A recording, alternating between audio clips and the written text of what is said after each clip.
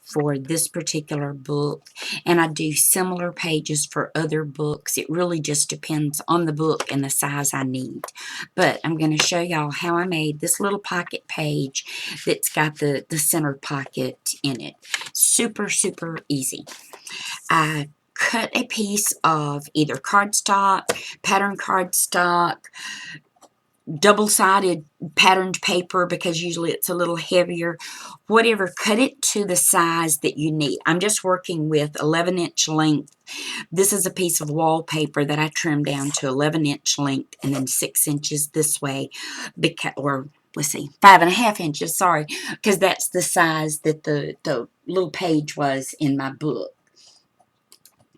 So the first thing I do is I score the paper in half down the middle on the 11-inch side, so I score it at 5.5. Then 1/2 inch to either side of that, I do a very light score line. I don't really score it for folding.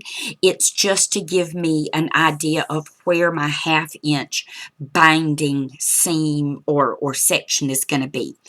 Then I decide how long I want my page or how wide I want it to be.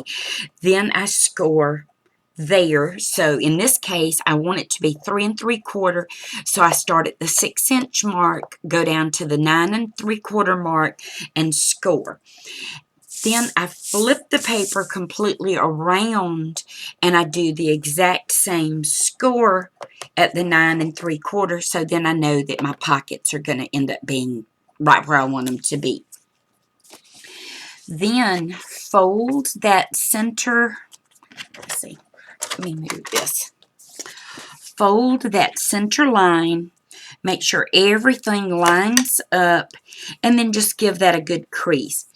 Now that 1/2 inch kind of scored line there, all that is an indication of where your spine is going to fall, whether you use your bind it all or you just do holes for binder rings. And I just have little templates that I make for the different size books, and so that I know exactly where my holes, regardless of which type, where they're going to end up being. And that's just a guide to help me when it comes to doing more decorating on the page. Then these two scored sections get folded back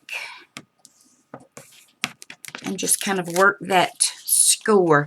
And if you're using a like this with the pattern is not on this side, then I would go back and I would use a coordinating patterned paper to add, you know, to the outside of the little pocket so that it shows up. But these are going to be what I like to call flap pockets, because you just glue that little flap down only at the edges, and then this will create your center pocket. So I did this to make sure I get it right, to give you an idea of once you get it to this point, you're only going to want to put glue on each of these sections of the edge, not on your flaps at all, and then only a small amount of glue on one side of that binding edge, so that when you fold this down, you'll secure that, secure your edges. Then when this is folded back, this is where your pocket will end up being, is right here. And that's what will hold your whatever card or whatever you want to make to go in that pocket. Then when you're ready to glue your flaps down, you're only going to want to glue here and here and then glue them down. If you're going to be using some form of patterned paper, or like here, I just did this one as a little prototype. This one's already glued together out of wallpaper. Because I was using something that already had a pattern, I only had to worry about putting the patterned paper layer over the pocket that would coordinate or go with or even be a stark contrast to that design. Or you can choose to leave your pocket completely plain and only put a pattern or designed paper here. And then various little tags will fit inside your pockets, and then of course in your center pocket. This is just a scrap of wallpaper just to show you the pocket. Okay, a couple of things. The reason I do this lightly scored line here is because I don't like to put a lot of patterned paper on the area where my hinges or not hinges, but spine mechanism would be. A lot of times that will get so much wear that you'll end up with some tearing, or just from the opening and closing of the book, it can actually cause the paper to fray.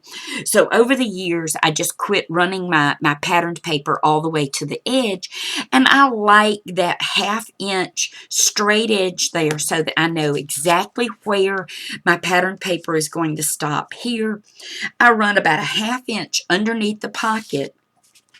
So if this wasn't well, like on the white here, for example, if I was going to put my patterned paper, I would only run my patterned paper from my line here, that I call that my imaginary binding edge, to about a 1/2 inch or so under where the pocket's going to fold over, because you're not going to see that little bit that's left there anyway, and there's no sense in having that much more added bulk unless you're using a really thin paper. Then you might want to do it. So my pattern paper only ran about a 1/2 inch underneath this, and then I just cut a coordinating pattern paper to cover the pocket. So on each side I use the same pattern paper cut from a strip, and then use the coordinating paper from out of the same collection to cover the little flat pockets. And then I just made the fold overs. Now I did these just out of a die that I have that makes a left, center, and right file card tab, but you can do any kind of fold over, and if it's something that has a shape to it, just line up your shape inside your cut edge of your die, and then it's going to create a fold over for you. So that's how I make the pockets. As far as size is going to be determined by your page. I let the little covers of this book actually determine my page size, so then I cut them accordingly, which was this same size here for the 5.5 this way out of the 11-inch piece, and then just did all of my scored lines to fold everything back and make the pockets. So that's just how simple it is.